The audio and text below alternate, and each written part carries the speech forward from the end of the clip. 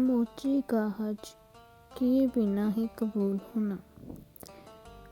عبداللہ بن مبارک کی عادت تھی کہ ایک سال پہلے حج کرتے، دوسرے سال خدا کی راہ میں جہاد کرتے اور تیسرے سال تجارت کرتے۔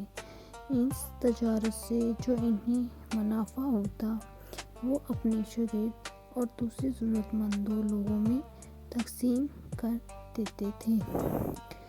ایک دفعہ وہ حج کے لیے گئے۔ حج سے فارغ ہو کر تھوڑی دیر کے لیے کعبہ شریف میں لیٹ گئے اور ان کی آنکھ لگی۔ انہوں نے خواب میں دیکھا کہ دو فرشتے آسمان سے اترے ہیں۔ ایک فرشتے نے دوسرے فرشتے سے پوچھا، اس سال کتنے لوگ حج کے لیے آئے ہیں؟ دوسرے فرشتے نے جواب دیا، 6 لاکھ۔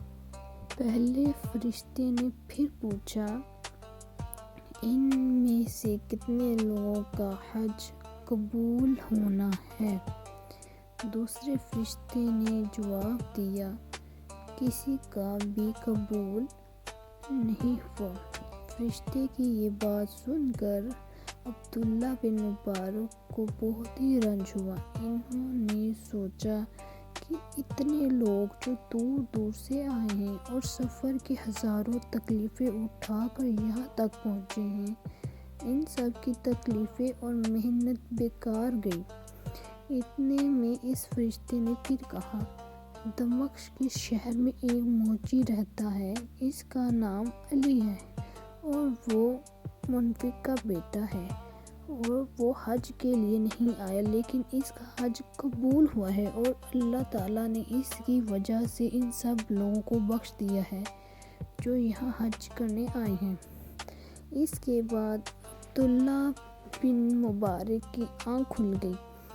آپ خواب کے متعلق سوچتے تو فارغ جی سے کہا کہ مجھے دمشق جانا چاہیے جن کا نام فرشتوں نے حضرت علی بن موقوف بتایا ہے۔ یہ سوچ کر وہ دمشق کی طرف روانہ ہو گئے۔ دمشق پہنچ کر انہوں نے اس شخص کا گھر تلاش کیا اور دروازے پر جا کر دستک دی۔ اندر سے ایک شخص نکلا۔ انہوں نے اس شخص سے پوچھا، بھائی آپ کا نام کیا ہے؟ اس شخص نے جواب دیا، علی بن موقوف۔ عبداللہ بن مبارک نے کہا، مجھے آپ سے کچھ باتیں کرنی ہیں۔ اس نے کہا، فرمائیے۔ عبداللہ بن مبارک بولے، آپ کا نام کیا؟ آپ کیا کام کرتے ہیں؟ وہ شخص کہنے لگا، میں جو جوتیاں گھڑتا ہوں۔ اس پر عبداللہ بن مبارک نے اپنے خواب بیان کیا۔ اس شخص نے کہا، آپ کون ہیں؟ عبداللہ بن مبارک نے اپنا نام بتایا تو اس نے ایک آہ کھینچی۔ عبداللہ بن مبارک نے کہا، کیا آپ مجھے اپنے حالات بتائیں گے؟ اس شخص نے کہا، اے عبداللہ، مجھے 30 سال سے حج کی خواہش تھی۔ میں جو جوتے سی کر رقم جمع کرتا رہا، اس طرح میرے پاس 3000 درہم جمع ہو گئے۔ اس سال میں نے حج کا ارادہ کیا۔ ایک روز مجھے اور اس کی بیوی گھر کے صحن میں بیٹھے تھے کہ ہمسایوں کے گھر سے گوشت کے پکنے کی خوشبو آئی۔ میں نے بھی بیوی کو گوشت پکانے کا کہا۔ میری بیوی نے گوشت پکانے سے نہ کر دی کہ خرچہ ہو جائے گا، تو آپ نے جو پیسے حج کے لیے جمع کیے وہ کم پڑ جائیں گے، لہٰذا میں نے بیوی سے کہا، پڑوسیوں کی طرف جاتے ہوئے مہمان سمجھ کر وہ ہمیں گوشت کا سالن دے دے گا۔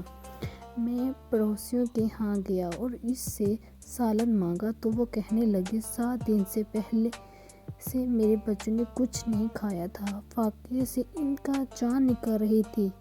اتفاق سے میں نے ایک جگہ دیکھا کہ ایک گدھا مڑا پڑا ہے۔ میں اس کا تھوڑا سا گوشت کاٹ کر لے آئی اور اس سے سالن بنایا۔ یہ سالن تمہارے لیے حلال نہیں ہو سکتا۔ پڑوسی کی یہ بات سن کر میں نے اپنے آپ سے کہا، بدبخت، تیرے پاس 30,000 درہم ہیں اور تجھے یہ معلوم نہیں کہ تیرے پڑوسی کے بچے 7 دن کے پاکوں سے ہیں۔ میں اسی وقت گھر سے وہ 3,000 درہم اٹھائے لے آیا اور اپنے ہمسایوں کو دیتے ہوئے کہا، یہ لو اور ان سے اپنے بال بچوں کا خرچہ چلاؤ، میرا حج یہی ہے۔ عبداللہ بن مبارک نے موچی کی یہ داستان سنی تو کہنے لگے، میرا خواب سچا تھا، وہ فرشتے سچ کہتے تھے۔ تحذیر علما، خیر بانٹنے اور آسانیاں پیدا کرنے سب کے لیے۔ آمین ثم آمین۔